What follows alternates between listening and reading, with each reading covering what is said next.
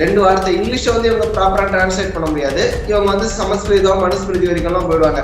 கண்ணு முன்னாடி சோசியல் மீடியால பாராளுமன்ற ரெக்கார்டிங்ஸ் எல்லாம் செஷன் ரெக்கார்டிங் லைவா இருக்குது, நேரலையாக எல்லாருமே பார்க்க முடியும். அந்த நேரத்திலேயே இந்த அளவுக்கு மாத்தி சொல்றாங்கன்னா மேட்டர் சக்சஸோ ஃபெயிலியரோ பாஜக மேல குறை அப்படின்னு ஏதோ ஒரு குறை சொல்லணும். மக்களுக்கு வந்து இப்ப காமனா மைக் எடுத்துட்டு போய் மக்கள் முன்னாடி நீட்டி திமுக ஆளும் கட்சியாக இருந்தாலும் எதிர்கட்சி மோட்டியே தான் அவங்க பண்ணுவாங்க. நம்ம ஏற்கனவே வேற ஒரு இதுல டிஸ்கஸ் பண்ண மாதிரி பிஎம்ஏ ஸ்டாலின் ஆயிட்டா கூட அமெரிக்கா எனக்கு தரல அந்த மாதிரிதான் அரசியல் நடத்தின்னு போவாரே தவிர திமுகவோட வாக்குறுதி வந்து இப்ப நீங்க கொடுப்பீங்களா அப்படின்னு கேட்டா இப்ப கிடையாது. எலெக்ஷன் வர நேரத்துல நாங்க கொடுப்போம், இல்ல அதுக்கான ஒரு கிளாரிட்டி எப்படியே கொடுத்துருங்க அப்படின்னு சொன்னாலும் முடியாது. எலெக்ஷன் வரும்போது தான் கொடுப்பாங்க. அதேதான் டிமிட்டேஷன். ஆனா ஏதோ நான் அப்படியே முஸ்லீமாவே அந்த சந்திரமுகியா மாறின கங்காவை பார் அப்படின்ற மாதிரி ஒரு முஸ்லீமாவே ஒரு வேடமிட்டு கொண்டு விஜய் அவர்கள் முன்னெடுக்கக்கூடிய அரசியல் தவறானது, ஆபத்தானது அப்படின்றத எந்த இடத்துலையும் நான் டிஃபெண்ட் பண்றதுக்கு தயங்க மாட்டேன். இந்த கொண்ட கொள்கையில் திருமாவளவன் உறுதியாக இருக்கிறார் அப்படின்னு சொன்னா நான் வந்து தப்பா பேசுறேன் அப்படின்னு ஆடியன்ஸும் நினைக்கலாம், நீங்களும் நினைக்கலாம், எல்லாம் நினைக்கலாம். அது ஆடியன்ஸ்க்கே இதுக்கு என்னென்ன கேள்வி பதில் சொல்ல போறேன் அப்படின்னு இருக்கும். ஒரே ஒரு கேள்வி கேட்கணும் அப்படின்னு நினைக்கிறேன். திருமாவளவன் அவர்கள் வந்து விஜயை இப்படி திட்டுறது மூலமாக திமுகவை குஷிப்படுத்த நினைக்கிறாரா? அம்பேத்கர் அரசமைப்பு சாசனத்தை கேள்விக்குள்ளாக்கி கொண்டிருக்கிறார். ஒன்றிய அரசுன்னு சொல்றாரு. அம்பேத்கர் எல்லாம் ஒன்றிய அரசுன்ற வார்த்தை கேட்டிருந்தாங்கன்னா துரத்தி அடிச்சிருப்பாரு அப்படின்றது. எப்பொருள் யார் யார் வாய் கேட்பினும் அப்பொருள் மெய்ப்பொருள் காண்பது அறிவு. பாமரன் கேள்விகளும் பகுத்தறிவு பதில்களும் அதிரடி நேர்காணல் உங்கள் TN Digital 24 சேனலில். அன்பு நேயர்களுக்கு வணக்கம். நம்முடன் இன்று ஊடகவியலாளர் விக்னேஷ் செல்வராஜ் அவர்கள் இணைந்திருக்கிறார். வணக்கம் விக்னேஷ். வணக்கம் மேம். வணக்கம் நேயர்களே. விக்னேஷ், நம்ம தொடர்ந்து பேசிட்டு இருக்கோம். நாவடக்கம் உங்களுக்கு தேவை அப்படின்னு சொல்லிட்டு தமிழக முதலமைச்சர் மத்திய அமைச்சருக்கு லெட்டர் எழுதியிருக்காரு. இதை எப்படி பாக்குறீங்க? யார் நாகரிகமானவங்க, யார் நாகரிகமற்றவர்கள், எதற்கு நாவடக்கம், ஏன் நாவடக்கம்? பாஜகவை பொறுத்தவரை தர்மேந்திர பிரதான் அவர்கள் கூறிய அந்த ஒரு வார்த்தை, அந்த மாதிரி அவர் சொன்னது வந்து ஒரு தவறான விஷயம். அதுல வந்து எந்த விதமான மாற்று கருத்தும் கிடையாது. அது உணர்ச்சி வசத்தில் அது பேசக்கூடியதுதான்.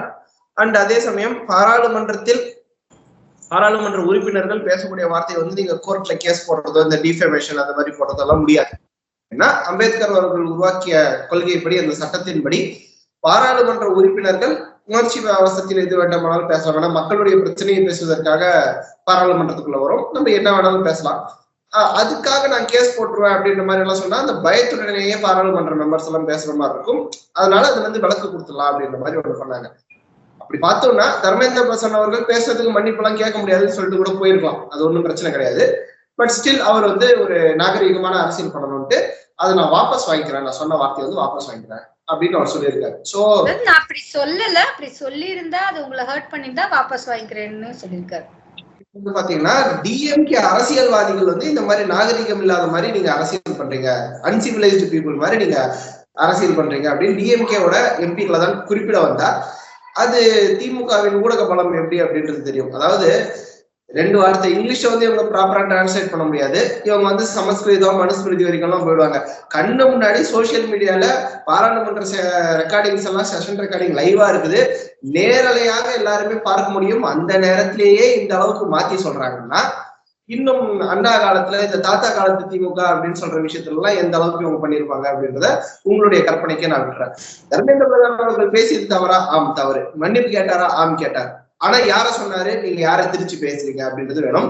பட் இப்ப தமிழக மீடியா போக்கஸ் எல்லாமே வந்து போச்சு, தர்மேந்திர பிரதான் அப்படி தப்பா சொல்லிட்டாரு, இவர் இந்த மாதிரி சொல்லியிருக்கலாமா, மன்னிப்பு கேட்டாரு, சார்வார்கர் பரம்பரை அப்படி இப்படின்னு தான் சொல்றாங்களே தவிர ஒரு நிழல் சிஎம் இங்க இருக்கிறாரா அப்படின்ற மாதிரி ஒரு டிபேட் அவர் ஸ்டார்ட் பண்ணியிருக்காரு. அதை பத்தி யாருமே பேசின மாதிரியே நம்மளுக்கு தெரியல. அதாவது ஒரு சிஎம் வந்து ஓகேன்னு சொல்றாரு, சூப்பர் சிஎம் வந்து வேணாம்னு சொல்லிட்டாரு அப்படின்னு சொல்றாங்க. ஸ்டாலின் அவர்களுக்கு தெரிந்துதான் இந்த அரசாங்கம் நடக்கிறதா இல்ல வேற ஒரு நிழல் சிஎம் இருக்குதா அப்படின்ற கேள்வி எழாமல் இல்லை. ஸ்டாலின் அவர்களே வழக்கம் கொடுத்திருக்காரு, நான் யாருடைய கட்டுப்பாட்டிலையும் இல்லை, நான் வந்து யாரும் என்னை வந்து பணிய வைக்க முடியாது அந்த ரீதியில கொஞ்சம் கமெண்ட்ஸ் வந்து சொல்லியிருக்காரு. பட் தர்மேந்திர பிரதான் அவர்கள் எழுப்பி இருக்கக்கூடிய கேள்வி அதுதான் விவாதமாக இருக்க வேண்டுமே தவிர அவர் மன்னிப்பு கேட்ட பேசினாரா இல்லையா, மன்னிப்பு கேட்டு முடிச்சிட்டாரு. இதுக்கப்புறமும் அப்படி ஏன் நீ சொன்ன, அப்புறம் ஏன் இப்படி மன்னிப்பு கேட்கற அப்படின்னு கேட்டு இருக்கிறதுல அது விதாண்டவாதமாகத்தான் இருக்கும். ஒரு விஷயம் நடந்தது, மன்னிப்பு கேட்டு விட்டார். ஆனால் அவர் வைத்த குற்றச்சாட்டு கனிமொழி அவர்களுக்கு தெரியும் அப்படின்ற வார்த்தையை வேற அவர் யூஸ் பண்ணியிருக்காரு. சோ அது மிகப்பெரிய ஒரு கேள்விக்குறியை தமிழக அரசியலில் எழுப்ப வேண்டும். அதுதான் ஊடகத்தின் விவாதமாக இருக்க வேண்டும் அப்படின்றதான் என்னுடைய பார்வை. அது ஏன் விவாத பொருளா ஆகலன்னு நினைக்கிறீங்க விக்னேஷ்? ஊடக வளம் தான். சிம்பிளா பார்த்தோம்னா திமுகவுடைய ஊடக வளம் அண்ட் இவங்க செட் பண்ற நரேட்டிவ் என்னன்னா ஆன்டி பிஜேபி மொத்தத்துல இப்போ இந்த ஹிந்தி திணிப்பு அப்படின்ற ஒரு விஷயம் எடுத்துக்கோங்களேன். இது கம்ப்ளீட்டா டிஎம்கேக்கு ஒரு தோல்விதான். அடுத்து டீலிமிட்டேஷன் எடுத்தாங்க, அதுவும் அவங்களுக்கு ஒரு தோல்விதான். இவங்க செட் பண்ற நரேட்டிவ் எல்லாமே அவங்களுக்கு தோல்வியாக தான் முடிகிறது. ஆனால் காமன் மேனோட மைண்ட்ல என்னன்னா பிஜேபி மேல ஏதோ ஒரு பிரச்சனை இருந்துட்டே இருக்கு, ஏதோ ஒரு குற்றம் இருக்குது, ஏதோ ஒரு குற்றச்சாட்டு இருக்குது அப்படின்றது மைண்ட்ல பதியும். இப்போ 10 நாளுக்கு முன்னாடி 20 நாளுக்கு முன்னாடி என்ன பிரச்சனையால பாஜகவை எதிர்த்தாங்கன்னு யாருக்கும் ஞாபகம் இருக்காது. ஆனா பாஜகவை ஏதோ எல்லாருமே சேர்த்து எதிர்த்தாங்க, ஏதோ பிரச்சனை இருக்குப்பா அப்படின்ற மாதிரி மைண்ட்ல அது பிக்ஸ் பண்ண வைப்பாங்க. சோ மேட்டர் சக்சஸோ ஃபெயிலியரோ பாஜக மேல குறை அப்படின்னு ஏதோ ஒரு குறை சொல்லணும். மக்களுக்கு இப்ப காமனா மைக்கிறதுக்கு போய் மக்கள் முன்னாடி நீட்டி பாஜக என்னென்ன பிரச்சனை பண்ணிருக்கு சொல்லுங்க பாக்கலாம் அப்படின்னீங்கன்னா டக்குன்னு அவங்களால ஒரு 10 லிஸ்ட் அவுட் பண்ண முடியாது. ஆனா பாஜக தவறு பண்ணிருக்கு அப்படின்ற மைண்ட எல்லாரும் மேலேயும் பிக்ஸ் பண்ணி வச்சிருக்காங்க. இதைதான் தொடர்ந்து அவங்க பண்ணணும். அந்த மேட்டர் சக்சஸ் ஆகுதோ இல்லையோ தொடர்ந்து இதுதான் பண்ணணும். அதில் அவர்கள் ஊடக பலம் மூலமாக வெற்றி பெற்றும் கொண்டிருக்கிறார்கள். இதை விவாதமாக மாற்றாமல் மொத்தத்துல பாஜக மேல ஒரு தவறு அப்படின்ற இமேஜ் அவங்க கிரியேட் பண்றதுல அவங்க சக்சஸ் தான் பண்ணிருக்காங்க. இந்த மேட்டர் மீண்டும் ஒரு ஃபெயிலியர் தான், அவங்களுக்கு அடிதான் விழப்போகுது. ஏன்னா காமன் மேனை பொறுத்த வரைக்கும் புதிய கல்விக் கொள்கையை ஆதரிக்கிறார்கள் அப்படின்றத நிதர்சனமாக தெரிகிறது. அண்ணாமலை அவர்களுடைய கையெழுத்து இயக்கமே அதற்கான சாட்சியாக இருக்கிறது. பட் இதை பாஜக மேல ஒரு நெகட்டிவ் இமேஜ் மொத்தத்துல கிரியேட் பண்ணும். மக்களுக்கு அது ஞாபகம் இருக்கோ இல்லையோ நெகட்டிவ் அப்படின்றது ஞாபகம் இருக்கணும். அதற்காக தான் இவர்கள் இப்படி பண்றாங்க. விக்னேஷ், நீங்க சொல்வது போலவே பாஜக மீது ஒரு நெகட்டிவ் ஷேட் ஏற்படுத்துவதற்காக திமுக தொடர்ந்து முயற்சித்து வருகிறது அப்படின்னு நீங்க சொன்னாலும் கூட நம்ம கொஞ்சம் உற்று நோக்கும் போது என்ன மாதிரியான ஒரு விஷயம் தெரியுதுன்னா விக்னேஷ், அப்படி ஊடகத்துல ஒரு நெகட்டிவ் ஷேடு ஏற்படுத்தி ஒரு அரசியலை பண்றாங்களா, ரைட், ஓகே. ஆனா பாஜக தேசிய லெவலான கட்சி, ஒரு என்ன மிகப்பெரிய நிறைய தொண்டர்களை வைத்திருக்கும் கட்சி இந்திய அளவுல அப்படிலாம் பார்க்கும்போது ஏன் அவங்க கிட்ட ஊடக பலம் இல்லையா? அவங்க நினைச்சா அந்த நரேட்டிவை உடைக்க முடியாதா அப்படிங்கிற கேள்வியும் சேர்த்தே தானே எழுது. இப்ப வரைக்குமே நீங்க பாருங்களேன், திமுகவை பொறுத்த வரைக்கும் அவர்கள் ஆளும் கட்சியாக இருந்தாலும் சரி எதிர்கட்சியாக இருந்தாலும் சரி எதிர்கட்சி போலதான் செயல்படுவார்கள். இப்போ இதே கமெண்ட் அதிமுக ஆட்சியில தர்மேந்திர பிரதான் வச்சிருந்தாங்கன்னு வச்சுக்கோங்களேன், திமுக எப்படி நரேட்டிவ் கொண்டு போயிருக்குன்னா கொச்சி ஒரு நிழல் உலக அரசியல் தான் இங்க நடந்துன்னு இருக்குது. யாரோ ஒரு சூப்பர் சிஎம்னா யாரு, அது மோடியா, ஆளுநரா, வேற யாரு அப்படின்ற மாதிரி இந்த மாதிரி கேள்விகள் எல்லாம் திமுக கேட்டிருப்பாங்க. அவ்வளவு ஸ்ட்ராங்கா அவங்க பிச் பண்ணுவாங்க. திமுக ஆளும் கட்சியாக இருந்தாலும் எதிர்கட்சி மோட்லயே தான் அவங்க பண்ணுவாங்க. நம்ம ஏற்கனவே வேற ஒரு இதுல டிஸ்கஸ் பண்ண மாதிரி பிஎம்ஏ ஸ்டாலின் ஆயிட்டா கூட அமெரிக்கா எனக்கு தரல அந்த மாதிரிதான் அரசியல் நடத்தின்னு போவாரே தவிர, ஏன்னா அது எங்களுக்கு இல்ல நசுக்கப்பட்டோம் விதுக்கப்பட்டோம்னு இந்த சினிமால சொல்றாங்க பாருங்க, அதே பாலிசியில தான் எங்களுக்கு தமிழ்நாட்டு கொடுக்கல, எங்களுக்கு வரியை கொடுக்கல, எங்களுக்கு காசு கொடுக்கல, எங்களுக்கு அதை பண்ணல இதை பண்ணல எல்லாமே பண்ணியாச்சா, சரி நீ இந்தியும் கொடுத்துட்ட, ஏதாவது ஒரு நரேட்டிவ் அவங்க செட் பண்ணிட்டே இருக்கணும். அது மூலமா ரெலவன்ஸ் இருக்கும்னு அர்த்தம். இன்னைக்கு எலெக்ஷன் நடந்துச்சுன்னா அது ஒரு இஷ்யூ பேஸ்டா நடத்துற மாதிரி திமுக நிச்சயமா இருக்காது. ஒரு பர்டிகுலர் இஷ்யூவால ஓட்டு நடக்குதுன்ற மாதிரி திமுக இருக்காது. பல இஷ்யூ இருக்குது, என்ன இஷ்யூனே மக்கள் மறந்துடுவாங்க. ஆனா மொத்தத்துல பாஜக மேல தப்புப்பான். இந்த மாதிரி ஒரு மைண்ட் செட் தான் அவங்க கிரியேட் பண்ணுவாங்க. பாஜக நீங்க இது வரைக்குமே பாருங்க, 2024 எலெக்ஷன்ல இருந்தே நீங்க இப்ப வரைக்குமே பாருங்க, திமுக ஒரு குண்டை தூக்கி போட்டுரும், ஐயோ அப்படி இல்லப்பா, ஐயோ இப்படி இல்லப்பா, இப்படின்றத டிஃபெண்ட் பண்றதுல மட்டுமே தான் பாஜக கடைசி வரைக்கும் இருக்கு. பாஜக அவர்களுடைய ஊடக பலம், அவர்களுடைய நேஷனல் லெவல்ல இருக்கிற ஊடக பலம் எல்லாம் பதில் சொல்வதற்காக மட்டும்தான் பயன்படுத்தி கொண்டிருக்கிறது தவிர இவங்க செட் பண்ற மாதிரி ஒரு நரேட்டிவ் செட் பண்றதுக்காக இல்ல. சம்பந்தமே எல்லாம் பாருங்க, டீலிமிட்டேஷன் எல்லாருமே எதிர்பார்க்க வேண்டிய ஒண்ணு, பாப்புலேஷன் பேசிஸ் இருக்கக்கூடாது அப்படின்றது எதிர்பார்க்க வேண்டிய ஒண்ணு 100% அக்செப்டட். ஆனா அது பெரிய பூச்சாண்டியாக நாளைக்கே நம்ம எல்லாருடைய கருத்தையும் பிடிக்க போறது மாதிரி ஒரு பூச்சாண்டியாக கிரியேட் பண்ணி அமித்ஷா அவர்கள் இங்க வந்த போது கூட வாக்குறுதி கொடுக்குற அளவுக்கு தான் இவங்க நரேட்டிவ் செட் பண்றாங்க. சரி, அமித்ஷா சொல்லிட்டே போயிட்டாரு ப்ரோ ரேட்டா பேசிஸ். சரி, பிரச்சனை முடிஞ்சா இல்ல, இன்னும் எங்களுக்கு ஒரு கிளாரிட்டி வேணும். இன்னும் என்ன வேணும்? ப்ரோ ரேட்டான்னு சொல்லியாச்சு, குறையாதுன்னு சொல்லியாச்சு, கண்டிப்பா கூடும்னு சொல்லியாச்சு. இன்னமும் எங்களுக்கு கிளாரிட்டி வேணும்னா டீலிமிட்டேஷன் பண்ணதுக்கு அப்புறம் தான் அந்த கிளாரிட்டி வரும். யார்கிட்டயுமே அந்த கிளாரிட்டி இருக்காது. ரங்கராஜ் பாண்டிய அவர்கள் சூப்பரா ஒண்ணு சொல்லியிருப்பாங்க, திமுகவோட வாக்குறுதி வந்து இப்ப நீங்க கொடுப்பீங்களா அப்படின்னு கேட்டா இப்ப கிடையாது, எலெக்ஷன் வர நேரத்துல நாங்க கொடுப்போம், இல்ல அதுக்கான ஒரு கிளாரிட்டி எப்பயே கொடுத்துருங்க அப்படின்னு சொன்னாலும் முடியாது, எலெக்ஷன் வரும்போது தான் கொடுப்பாங்க. அதேதான் டிலிமிட்டேஷன். எப்பயோ வரப்போற ஒரு விஷயத்துக்காக இப்பயோ ஒரு குண்டு தூக்கி போட்டாங்க. இதுதான் அவங்க ஆபரேட் பண்றது. ஆனா பாஜக அவர்களுடைய பலத்தை வைத்துக் கொண்டு பதில் தான் கூறி கொண்டிருக்கிறது தவிர ஒரு திமுக அரசுக்கு எதிராக நெரேட்டிவ் செட் பண்றதுக்கு 1000 விஷயங்கள் இருக்கு. ஒரு சராசரி காமன் மேன் கிட்ட கேட்டாலே 1000 விஷயம் எடுத்து கொடுப்பாங்க. அது செய்யாமல் பாஜக இன்னும் பதில் சொல்லித்தான் இருக்கு. விக்னேஷ், இஃப்தார் நோன்பு எல்லா அரசியல் கட்சி தலைவர்களும் செய்யறாங்க. இவர் புதுமையா என்ன செஞ்சுட்டாரு? அதாவது பரவாயில்ல, நீங்க பிரஸ்ஸ மீட் பண்ணலன்னு சொல்லிட்டே இருக்கீங்க, ஒவ்வொரு காணொலியிலையும் நம்ம நிறைய இன்டர்வியூஸ்ல சொல்லியிருக்கீங்க. அவர் வந்து பிரஸ்ஸ மீட் பண்ணா என்ன, மீட் பண்ணாட்டி என்ன, அவருடைய தொண்டர்கள் ரசிக பெருமக்கள் எல்லாவற்றையும் தாண்டி பெண்களுக்காக மார்ச் 8 பெண்கள் தினத்துல குரல் கொடுத்திருக்காரு. பாத்தீங்களா? அது மாதிரி இஃப்தார் பார்ட்டியில வந்து ஒரு சூப்பரான விஷயத்த கவனிச்சேன்.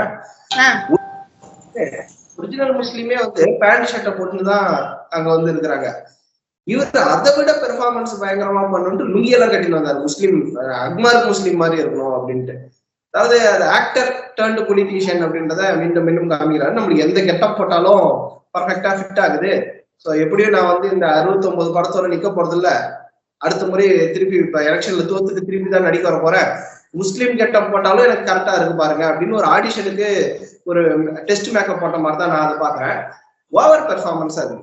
எல்லாரும் இஃப்தார் நோம்புக்கு நிறைய பேர் போறாங்க, உதயநிதி போயிருக்காரு, ஸ்டாலின் போயிருக்காரு, எடப்பாடி. அது வந்து உங்களுக்கு வந்து ஓவரா தெரியுதோ? ஒருவேளை உங்க சார்பு அது இல்லங்கிறதுனால அப்படி தெரியுதா? இஃப்தார் நோம்புக்கு போறவங்க தாங்க. அண்ணாமலை அவர்களே போய் இப்ப பாஜக நம்ம சொல்றோமே, பாஜக கூட இஃப்தார் நோம்பு அப்படின்றதெல்லாம் போய் கலந்துக்கிறாங்க. எல்லாரும் பண்றது சாதாரண ஒரு விஷயம் தான். ஆனா ஏதோ நான் அப்படியே முஸ்லீமாவே அந்த சந்திரமுகியா மாறின கங்காவை பார் அப்படின்ற மாதிரி ஒரு முஸ்லீமாவே ஒரு வேடமிட்டு கொண்டு அது கொஞ்சம் ஓவர் மசாலாவா பண்ற. அதாவது திமுக வந்து இஸ்லாமியர்களையும் கிறிஸ்தவர்களையும் அந்த சிறுபான்மையினர் அப்படின்னு சொல்லக்கூடிய சமுதாயத்தை வந்து கவர்வதற்காக எவ்வளவோ குட்டிக்கரணம் பண்ணுவாங்க. நான் திமுகவின் பாலிசி அப்படியே காப்பி பேஸ்ட் பண்றவன் தான், திமுகவை விட உங்களுக்கு நான் நண்பனாக இருக்க போகிறேன் அப்படின்ட்டு ஒரு எக்ஸ்ட்ரா குட்டிக்கரணம் போடுறாரு விஜய் அவர்கள். இவ்வளவுதான். அந்த பெண்கள் தினத்துக்காக அந்த வீடியோ விட்டாரு பாருங்க, அது 4 வரி பேசுறதுக்கே 40 டேக் எடுத்துருக்கிறாரு போல. கட் பண்ணி தான் வருது. இவரெல்லாம் பிரஸ்ஸை எப்படி சந்திச்சு கோர்வையாக பதில் சொல்ல போறாரு அப்படின்றது தெரியல. ஏற்கனவே பழைய அந்த மேடை பேச்சு ஒன்றுலயே வந்து ஜனநாயகன் ஷூட்டிங்ல இருந்து பாதியிலேயே வந்து அந்த ஸ்கிரிப்ட் பேப்பரே படிச்சுட்டு போனாரா அப்படின்னு நான் கேட்டேன். கிட்டத்தட்ட அதேதான். ஜனநாயகன் ஷூட்டிங்ல என்னெல்லாம் வரி நடுவில் மிஸ் ஆச்சோ அதை வந்து பெண்கள் தினத்துக்கான ஒரு இதுவா பேசியிருக்காரு. மற்றபடி ஒரு அதிர்வலையை கிரியேட் பண்ற மாதிரி எதுவுமே இப்ப வரைக்கும் விஜய் அவர்கள் பண்ணலன்றதுதான் நிதர்சனம். நீங்க தொடர்ந்து இதை சொல்லிட்டே வர்றீங்க, விஜய் மேல இந்த மாதிரியான ஒரு காட்டமான பார்வையை முன்வைக்கிறீங்க, விமர்சனத்தை அவர் ஒன்னும் செய்யலன்னு சொல்லிட்டு. இந்த மாதிரியான ஒரு சமயத்துல வந்து எதிர்கட்சிகளுக்கு எல்லாருக்குமே ஒரு பயம் வந்திருக்கோம். என்னடா இது, நம்ம தான் சிறுபான்மையினருக்கான ஒரு ஆத்தரைசேஷன் சொல்லி களத்துல நிக்கிறோம், தேர்தலை சந்திக்கிறோம், மக்களை பாக்குறோம், ஆனா இங்க இப்ப புதுசா அதுக்கு கூட ஒரு போட்டி வந்துருச்சு அப்படின்னு சொல்லிட்டு. நான் ஏற்கனவே ஒரு விஷயத்துல சொன்னதான், விஜய் மேல தனிப்பட்ட வன்மம் கிடையாது. எஸ், அவருடைய அரசியல் கருத்துக்கள்ல நீங்க தவறு கேட்கறீங்கன்னா, விஜய் அவர்கள் முன்னெடுக்கக்கூடிய அரசியல் தவறானது, ஆபத்தானது அப்படின்றத எந்த இடத்துலயும் நான் டிஃபெண்ட் பண்றதுக்கு தயங்க மாட்டேன்.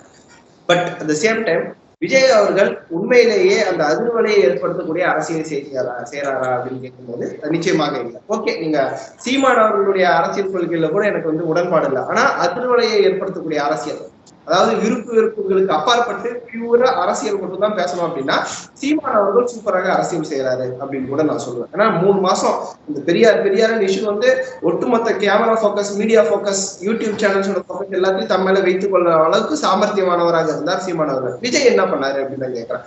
எல்லாருமே கம்பேர் பண்ணும்போது ரஜினி விஜய் வந்து கம்பேர் பண்ணுவாங்க. நான் மீண்டும் சொல்கிறேன், ரஜினி அவர்கள் அரசியலுக்குள் வரப்போகிறேனா இல்லையா அப்படின்னு சொன்னதே ஒரு பினாமினாக இருந்தது.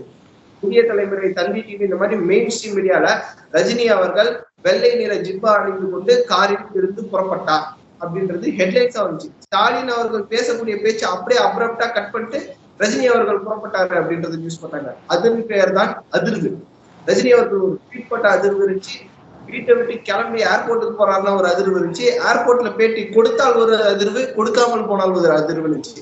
விஜய் அந்த அளவுக்கு தன்னை சுற்றி அரசியல் இயங்கும் அளவுக்கு என்ன செய்தார் அப்படின்றதுதான் மிகப்பெரிய கேள்வியாக இருக்கிறது. விஜய் ஒரு வார்த்தை பேசுவாரா, ஒரு வார்த்தை பேச மாட்டாரா, சொல்லுவாரா, சொல்ல மாட்டாரா, அந்த மாதிரி எதிர்பார்ப்பு ஏதாவது இருக்கா அப்படின்னு தெரியல. அவர் ஏதோ ஒரு ட்வீட் போட்டுறாரு, ஒரு வாய்ப்பு, அது வர்த்தா இருக்கா இல்லையான்றதுதான் நம்ம டிஸ்கஸ் பண்றோமே தவிர அவரால் ஒரு குழப்பம் நடந்தது, ஒரு அதிர்வு நடந்தது, ஒரு எதிர்பார்ப்பு நிகழ்ந்தது அப்படின்னு பேசுற அளவுக்கு இது வரைக்கும் எதுவும் பண்ணல. 2 பெண்களை வந்து மகளிரை வந்து தங்களுடைய கொள்கை தலைவராக வச்சிருக்காங்க. மகளிர் தினத்துக்கு இன்னுமே அதிகமாக பேசக்கூடிய ஸ்கோப் விஜய் அவர்களுக்கு இருந்தது. ஆனாலும் அது ஒரு வீடியோவோட நிறுத்திடணும்னு பார்த்தாரு. சாம்பியன்ஸ் டிராஃபி ஃபைனல் டிஸ்கஸ் பண்ண அளவுக்கு கூட விஜய் அவர்களை பற்றி பெரிதாக அந்த 2 நாட்களில் டிஸ்கஸ் ஆகல அப்படின்றதுதான் அப்பட்டமான ஒன்று.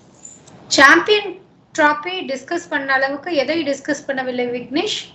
விஜயோட வீடியோவை பத்தியோ, அறிக்கையை பற்றியோ, அவர்களுடைய செயல்பாடை பத்தியோ, அந்த 8ஆம் தேதி அவர் போட்டாரு, 9ஆம் தேதி சாம்பியன் டிராஃபி. 8ஆம் தேதி அவர் வீடியோ போட்டதுக்கு அப்புறம் வந்து பாத்தீங்கன்னா கூட நாளைக்கு சாம்பியன் டிராஃபில இந்தியா ஜெயிக்குமா, பேட்டிங் எடுப்பாங்களா, பவுலிங் எடுப்பாங்களா, நியூசிலாந்து வீக்னஸ் என்ன, அதை தான் டிஸ்கஸ் பண்ணிருந்தாங்களே தவிர விஜய் பற்றி பேசுற மாதிரி எனக்கும் தெரியல. தேடி கண்டுபிடிச்சு நீங்க வேணா கொடுக்கலாம், இதெல்லாம் டிஸ்கஸ் பண்ணிருக்காங்கன்னு, அதிர்வலை கிடையாது. ஓகே விக்னேஷ், தொடர்ந்து நீங்கள் சொல்லி வரும் தாவேகாவியை பற்றிய கண்ணோட்டத்தை ஏற்றுக்கொள்கிறோம். இருந்தும் கூட இங்க வந்து அதிமுக அவங்க வந்து பாஜக கூட கூட்டணி வச்சாங்கன்னா அப்போ அவங்க சார்ந்த எதிர்க்க கட்சியில என்ன சொன்னாங்க, பாஜக கூட அதிமுக கூட்டணி வைக்கும் போது பாஜக வந்து அதிமுக ஓட்டெல்லாம் வந்து அவங்க டேக் அவே பண்ணிடுவாங்க, அதனால அதிமுக பலம் இழக்கும் அப்படிங்கிற ஒரு கருத்தை முன் வச்சாங்க. இதற்கு பயந்து கூட இபிஎஸ் வந்து அந்த தேர்தலில் பாஜகவுடன் கூட்டணி இல்லைன்னா சொல்லப்பட்டது விமர்சகர்களால். யார் இந்த கருத்தை சொல்றாங்களோ அந்த மாதிரியான விமர்சகர்களால் ஊடக விவாதங்கள்ல சொல்லப்பட்டது. நான் என்ன கேட்கிறேன்னா, இப்ப தாவேக அதிமுகவுடன் கூட்டணி வைக்காது அப்படிங்கிற மாதிரியான ஒரு மனநிலையில போயிட்டு இருக்கும்போது அதிமுக தாவேகாவுடன் கூட்டணி வைத்தால் மட்டும் தாவேகா அதிமுகவின் வாக்குகளை எடுத்துக்கொள்ளாதா, அதிமுக பலம் இழக்காதா? அது டிஃபரெண்ட் மேடம். அதாவது பாஜகவை பொறுத்தவரை என்னன்னா, ஒரு கட்சிக்கு என்னால் முழுமையாக மாற்றாக இருக்க முடியும் அப்படின்றது. ஏன்னா தேசிய கட்சி அப்படின்றது வந்து அவங்களுக்கு ஒரு ஆடட் அட்வான்டேஜாக இருக்கிறது. எல்லா இடத்திலும் வளரும் கட்சியாக இருக்கிறார்கள். அண்ட் தொண்டர்கள், நிர்வாகிகள், காரியகர்த்தாக்கள் எல்லாருமே வந்து அந்த சித்தாந்தத்திற்கு உட்பட்டு அதுக்கு நான் ஸ்டிக் ஆகி இருக்கிறவன் அப்படின்னு அந்த இதுல வந்து இருக்காங்க. சோ பாஜக போன்ற கட்சிகளின் நோக்கமே என்னன்னா, அதிமுகவுக்கு வாக்களிக்கக்கூடிய ஒரு தொண்டன் எங்களுக்கு ஒரு முறை வாக்களித்து விட்டு மீண்டும் மீண்டும் எங்களுக்கே வாக்களிக்க வைத்து அந்த தொண்டர்களை முழுமையாக கவரணும் அப்படின்றதுதான் அவங்களுடைய மோட் ஆஃப் ஆபரேஷனா இருக்கும். அப்படிதான் இருக்கணும் ஒரு அரசியல் கட்சி அப்படின்றது வந்து. ஆனா தாவேகா ஆகட்டும், இல்ல அதிமுக இதற்கு முன்னாடி பல சிறு கட்சிகளோடு வைத்திருக்கிறார்கள். இப்ப தாவேகா விட்டுருங்க, தேமுதிக ஆகட்டும், மதிமுக ஆகட்டும், பிசிக ஆகட்டும், பாமக, இந்த மாதிரி பல கட்சிகளுக்கு வந்து கூட்டணி அவங்க வச்சிருக்காங்க. எம்ஜிஆர் காலத்துல காங்கிரஸ் கூட அவங்களோட கூட்டணி தான் இருந்தது. அதெல்லாம் என்னன்னா, நாங்கள் எப்பவுமே ஒரு டாமினன்டான கட்சி, நீங்க எங்களுக்கு சபார்டினேட்டா இருக்கிறீங்க அப்படின்றத டைம் அண்ட் அகைன் எஸ்டாப்ளிஷ் பண்ணிட்டு இருப்பாங்க. அண்ட் அந்த கட்சிகளை ஓரளவுக்கு ஸ்டாப்பும் பண்ண முடியும். அந்த சக்தி அதிமுகவுக்கு இருக்கிறது. ஆனா பாஜக ஒரு தேசிய கட்சி அப்படின்னு வரும்போது, அதனுடைய தொண்டர்கள் ரொம்ப ஸ்ட்ராங்கா இருக்கும்போது, மற்ற கட்சிகள் எல்லாம் வந்து எங்களுக்கு ஒரு எம்எல்ஏ சீட் கிடைக்கட்டும், எங்களுக்கு ஒரு பொறுப்பு கிடைக்கட்டும், ஒரு மந்திரி பதவி கிடைக்கட்டும், அதை வைத்து இன்னும் 4 பேரை எப்படி நாங்க டெவலப் பண்றது அப்படின்ற கட்சி பார்ப்போம். ஆனா பாஜகவுடைய நிர்வாகிகளை பொறுத்த வரைக்கும் எங்களுக்கு பதவி கூட தேவையில்ல, நாங்க நாட்டுக்காக உழைக்கிறோம், பாரத் மாதா கி ஜெய் அப்படின்னு சொல்லிட்டு தான் அவங்க வந்து உழைக்கிறாங்க. சோ அந்த மாதிரி ஒரு சித்தாந்த ரீதியா ஸ்ட்ராங்கா இருக்கிறவங்க வந்து இந்த சைட்ல இருந்தா நிறைய இழுக்க முடியுமே தவிர அவங்க சைட்ல இருந்து இழுக்க முடியுமா அப்படின்றது கஷ்டமான விஷயம். சோ மாநில கட்சிகளை அதிமுக எவ்வளவுதான் இது பண்ணாலும் அது அவர்களுக்கு ஆபத்தானதாக முடியாது. ஆனால் தேசிய கட்சி பாஜக போன்ற சித்தாந்தத்தில் ஸ்ட்ராங்கா இருக்கக்கூடிய ஒரு தேசிய கட்சி கிட்ட அது ஆபத்து தான். காங்கிரஸ் கூட வந்து அதிமுக கூட்டணி வச்சுச்சுன்னா எந்த பிரச்சனையுமே இல்லை. ஏன்னா ஆல்ரெடி காங்கிரஸ் வந்து ஒரு கிளைக்கழகம் போலதான் செயல்பட்டு கொண்டிருக்கிறது. தொண்டர்கள் வந்து உற்சாகப்படுத்துற அளவுக்கு தேசிய தலைமையும் கிடையாது. ஆனால் பாஜக அதுக்கு நேர்மாறாக இருக்குது. அதனால் பாஜக வந்து அதிமுகவுக்கு ஆபத்தாக இருக்கும். தாவேகா வந்து அந்த மாதிரி பிரச்சனை கிடையாது. தாவேகா ஒரு எலெக்ஷனுக்கு அப்புறம் எந்த விதத்துலயும் யாருக்குமே ஆபத்தா இருக்காதுதான் என்னுடைய. அப்ப நீங்க என்ன மக்கள் நீதி மையம் மாதிரி இருப்பாங்க தாவேகான்னு சொல்ல வரீங்களா? மக்கள் நீதி மையத்தோட கொஞ்சம் பெட்டரா இருக்கலாம். ப்ரொவைடட் தட் மக்கள் நீதி மையம் கமலஹாசன் அவர்கள் மாதிரி அரசியல் பண்ணாங்கன்னா அதை விட அதிகமான வீழ்ச்சியை வந்து இவர் சந்திப்பார். ஓரளவுக்கு கொஞ்சம் அரசியல் தெரிஞ்சு பவன் கல்யாண் மாதிரி அட்லீஸ்ட் வரணும்னு நினைச்சு அவர் பண்ணாருன்னா கொஞ்சம் தாக்கு பிடிக்கக்கூடிய அரசியல் ஏதாவது செய்வார். கமலஹாசன் அவர்கள் வந்து கம்ப்ளீட்டா சரண்டர் ஆயிட்ட மாதிரி இவரும் போயிட்டு சரண்டர் ஆயிட்டாருன்னா அவரை விட அதிகமான வீழ்ச்சியை சந்திப்பார். விக்னேஷ், இந்த அதிமுகவில் ஒரு கூட்டணி வந்து ஒரு பனிப்போர்னு சொல்லலாம். அது ஒரு நீர் பூத்த நெருப்பாக இருந்து கொண்டே இருக்கு. ஒரு செயல் வீரர் கூட்டம் வீடியோ கான்பரன்சிங்ல பேசும்போது கூட என்ன சொல்றாருன்னா, நீங்க யார் கூட கூட்டணிங்கிறத பத்தி பொது வெளியில பேச வேண்டாம், இந்த 234 தொகுதிகளுக்கும் பொறுப்பாளரை போடுங்க, பூத் ஏஜென்ட்டை போடுங்க, பணியை ஸ்டார்ட் பண்ணுங்க அப்படிங்கிற மாதிரி செய்தி வந்ததாகவும், அதில் கலந்து கொண்ட முன்னாள் முக்கிய மூத்த அமைச்சர் திரு செங்கோட்டையனை பற்றி ஒரு வார்த்தை கூட பேசாமல் இறுதியாக நன்றி மட்டும் சொல்லிவிட்டு அந்த வீடியோ கான்பரன்சிங் கால் எண்டானதாகவும் தெரிகிறது. இது எப்படி பாக்குறீங்க? இது பனி போரா இல்லைன்னா அப்படியே ஒரு மாதிரி கரைஞ்சிடுமா? எதுவுமே கிடையாது மேடம். டிசம்பர் வரைக்கும் உங்களுக்கு கிளாரிட்டி வராது. இப்பயும் நான் அதுதான் சொல்றேன். அது பனி போரா, எதிர்க்கிறார்களா, உள்ளிருந்தே குடைச்சல் கொடுக்கிறார்களா, விலகி விட்டார்களா, சரி என்ன டாபிக் வேணாலும் போட்டுக்கோங்க.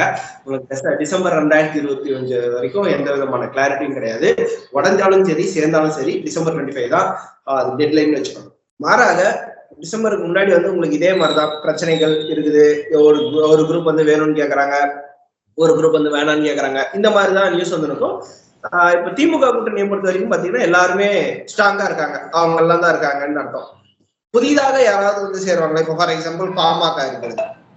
பாமக இந்த கூட்டணியில் சேருமா சேராதா அப்படின்றது ஒரு டவுட் இருக்கு. அதை பத்தி பாமக இப்ப ஓப்பனா டிஸ்கஸ் பண்றாங்களா, இல்ல திமுக தான் ஓப்பனா டிஸ்கஸ் பண்ணுதா? கிடையாது. அதுவும் towards end of the election தான் டிஸ்கஸ் பண்ணோம்.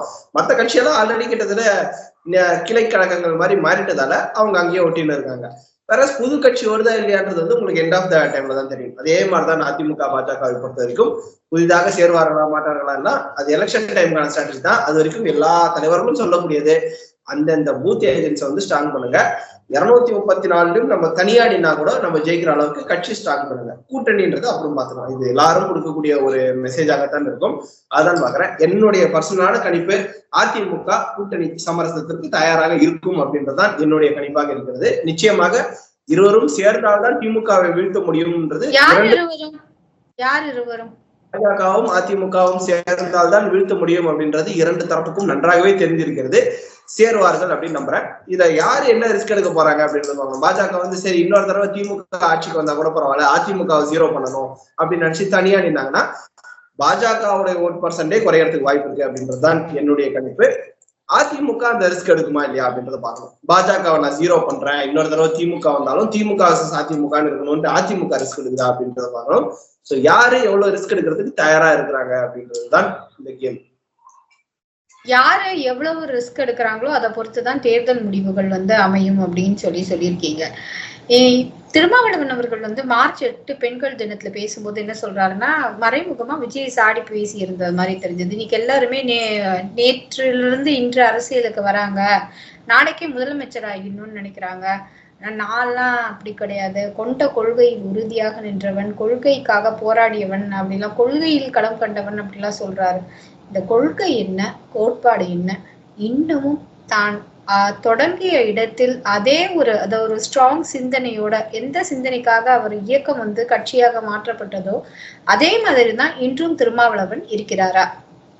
இந்த கொண்ட கொள்கையில் திருமாவளவன் உறுதியாக இருக்கிறார் அப்படின்னு சொன்னா நான் தப்பா பேசுறேன் அப்படின்னு ஆடியன்ஸும் நினைக்கலாம், நீங்களும் நினைக்கலாம், எல்லாம் நினைக்கலாம். அது ஆடியன்ஸ்க்கே இதுக்கு என்னென்ன கேள்வி பதில் சொல்ல போறேன் அப்படின்னு தெரிஞ்சிருக்கும். ஒரே ஒரு கேள்வி கேட்கணும் அப்படின்னு நினைக்கிறேன். திருமாவளவன் அவர்கள் விஜயை இப்படி திட்டுறது மூலமாக திமுகவை குஷிப்படுத்த நினைக்கிறாரா அப்படின்றதுதான் என்னுடைய கேள்வியாக இருக்கு. ஏன்னா அவர் இப்போதைக்கு ஆல்ரெடி திமுக கூட தான் இருக்காரு. திருமாவளவன் அவர்கள் தான் முதல்ல இங்க ஜம்ப் பண்ண போறாரு அப்படின்ற மாதிரி. விஜய் அவர்களே கூட்டாட்சி அப்படின்னு சொன்னதெல்லாம் பாத்தீங்கன்னா, கூட்டணி ஆட்சி அப்படின்னு சொன்னதெல்லாம் வச்சு திருமாவளவன் தான் அடி போடுறாரு அப்படின்னாங்க. நான் அந்த பக்கம் போகலப்பா, ஆதவர்ஜுனா கூட ஏதோ தப்பா பேசுறாரு, அவரை கூட நான் கட்சி விட்டு நீங்கிட்டேன், மீண்டும் விஜய் கொஞ்சம் லைட்டா அப்படி இப்படின்னு சீண்டி நான் உங்களுக்கு தான் விசுவாசமாக, உங்களுக்கு தான் நான் நண்பனாக இருக்கிறேன் அப்படின்றது திமுகவுக்கு மீண்டும் மீண்டும் பறைசாற்ற விரும்புகிறாரா அப்படின்றத என் கேள்வியா இருக்கு. கொள்கையை பத்தி எல்லாம் பேசுனீங்கன்னா நம்மளால பேச முடியாது. வேங்க வேலையில என்னைக்கு அவர் அமைதியா இருந்தாரோ அப்பயே முடிஞ்சிருச்சு. நாங்கள் எல்லாம் தாழ்த்தப்பட்ட மக்களா அப்படின்னு தயநிதி மாறன் அவர்கள் கேட்ட போது சீறி எழாமல் மிக மிக அமைதியாக தோழமை சுட்டாள் அப்படின்னு சொன்ன போதே நம்மளுக்கு அந்த கொள்கையை பத்தி தெரிஞ்சிருச்சு. பிளாஸ்டிக் சேர் போட்ட போதே அந்த கொள்கையை பத்தி நம்மளுக்கு தெரிஞ்சிருச்சு. ஒரு பழங்குடியின பெண் எக்காரணம் கொண்டும் ஜனாதிபதி ஆகிவிடக் கூடாது அப்படின்ட்டு ஒரு பிராமண வேட்பாளருக்கு அவர் ஆதரவு அளித்தது அந்த சமயத்திலே அந்த கொள்கை அப்படின்றதெல்லாம் நம்மளுக்கு தெரிஞ்சிருச்சு. சோ கொள்கையை பற்றி பேசுறது இல்ல, திமுகவை இன்னும் எவ்வளவுதான் நீங்க குஷிப்படுத்த போறீங்க அப்படின்ற கேள்விதான் நமக்குள்ளே இருந்திருக்கு. விக்னேஷ், இந்த கூட்டணி கணக்குகள், கூட்டணி பேரங்கள் இதெல்லாம் நடந்து கொண்டிருக்கும் போது தாவேக்கால சென்ற முறை ஒரு வார்த்தை ஒன்று சொன்னாங்க. நீங்க கேட்டிருந்தீங்கன்னா தெரியும். அவருடைய லாஸ்ட் இந்த இஃப்தார் நோன்பு ஸ்பீச் கிடையாது, இதற்கு முன்னர் பேசிய பேச்சு, அந்த ஆண்டு விழால ஸ்பீச். நீங்க வேணா வெயிட் பண்ணி பாருங்க. இன்னும் இவ்வளவு பேர் தாவேக்காவுக்கு வர காத்திருக்காங்க. உண்மையாகவே தாவேக்காவில் வருவதற்காக காத்திருப்போர் பட்டியல் நீண்ட நெடியதா? இல்ல, அந்த பட்டியல் என்ன பட்டியல் தான் நானும் காத்துன்னு இருக்கேன். ஏன்னா 62 வாரம் வந்து நாங்க தான் எதிர்கட்சி தலைவராக இருக்க போறோம் அப்படின்னு சொன்னோம். அது 2 வாரம் ஆயிடுச்சு. மேக்சிமம் அவர் பண்ணது வந்து ஒரு மகளிர் தினத்துக்கு 40 கட்டோட ஒரு வீடியோ போட்டிருக்காரு. அப்படி ஸ்ட்ராங்கா எதிர்த்து ஏதாவது பேசுனதுன்னு வந்து பாத்தீங்கன்னா, இல்லாத டீலிமிட்டேஷனுக்கு 5 பக்க அறிக்கை கொடுத்திருந்தாரு. கட்டுரை மாதிரி அவர் எழுதியிருந்தாரு. இந்த 300 வார்த்தைகளுக்கு மிகாமல் கட்டுரை எழுதுக அப்படின்னு இந்த ஸ்கூல்ல எல்லாம் வருவாங்க, அந்த மாதிரி எழுதியிருந்தாரு. இருக்கிற சிஏஏ பத்தி வந்து நம்ம ஏற்கனவே சொன்ன மாதிரிதான், ஒரு 6ஆம் கிளாஸ் சிவிக்ஸ் புக் படிக்கிற பையனுக்கு கூட சிஏஏ தடுக்கணும்னா அது கோர்ட் மூலமா தான் போகணும் அப்படின்றது தெரியும். இவருக்கு தெரியாம 3 வரிகள் அதை முடிச்சிருந்தாரு. இருக்கிற சிஏஏக்கு 3 வரி, இல்லாத டீலிமிட்டேஷனுக்கு 5 பக்கம். அந்த மாதிரி அதுலயே முன்னுக்கு பின் முரணாக நிறைய தகவல்கள். இந்த ராஜ்யசபாவே தேவையா இல்லையா அப்படின்னு கேட்கிறாரு. அப்புறம் அதுதான் கூட்டாட்சி தத்துவத்துக்கு இருக்குன்னு சொல்றாரு. அல்டிமேட்டா அவர் இந்த டீலிமிட்டேஷன்ல கேட்டதெல்லாம் வந்து அவருடைய கொள்கை தலைவரான அம்பேத்கர் அவர்கள் உருவாக்கி அரசமைப்பு சாசனத்தை தான் கேட்கிறாரு. பிரிட்டன்ல வந்து பிரதமரையே கேள்வி கேட்கலான்ற உரிமை இருக்குது, இங்க ஏன் இல்லை அப்படின்னு கேட்கிறாரு. இங்க ஏன் இல்லைன்னு அவருடைய கொள்கை தலைவர் கிட்ட தான் கேட்கும். அம்பேத்கர் அவர்கள் சிறந்த தீர்க்கதரிசி, சூப்பரான தீர்க்கதரிசி, சூப்பரான நேஷனலிஸ்ட். அது பிரிட்டன் சிஸ்டத்துக்கு கரெக்டா இருக்கும், இந்தியன் சிஸ்டத்துக்கு அது கரெக்ட் இல்லை அப்படின்றத அவர் உணர்ந்து ஒரு கொள்கையை வந்து வகுத்திருக்கிறார், அரசமைப்பு சாசனத்தை வகுத்திருக்கிறார். அதுவே தப்புன்னு விஜய் சொல்ல வராரா நம்மளுக்கு தெரியல. அவருடைய கொள்கை தலைவர்களுக்கு சொன்ன வார்த்தைகளுக்கு எல்லாமே எதிராகத்தான் விஜய் இது வரைக்கும் பேசியிருக்காரு. அம்பேத்கருடைய அந்த வேங்கைவேல் பிரச்சனைக்கு வந்து அவர் என்ன பேசினாருன்றது நம்மளுக்கு தெரியல. காமராஜர் தோற்கடிக்கப்பட்ட ஆண்டு வந்து மக்கள் புரட்சி நடந்த ஆண்டு அப்படின்னு சொல்லியிருக்காங்க. அம்பேத்கர் அரசமைப்பு சாசனத்தை கேள்விக்குள்ளாக்கி கொண்டிருக்கிறார். ஒன்றிய அரசுன்னு சொல்றாரு. அம்பேத்கர் எல்லாம் ஒன்றிய அரசுன்ற வார்த்தை கேட்டிருந்தாங்கன்னா துரத்தி அடிச்சிருப்பாரு அப்படின்றதான் நம்மளுடைய நிலைப்பாடாக இருக்கிறது. ஏன்னா மத்தியில் அதிகாரம் குவிந்து இருக்க வேண்டும் அப்படின்னு எழுதுனதே வந்து அம்பேத்கர் அவர்கள் தான். சோ இவர் வந்து ஒன்றிய அரசு அப்படின்னு சொல்லுறத நம்ம எப்படி எடுத்துக்கிறதுன்னு தெரியல.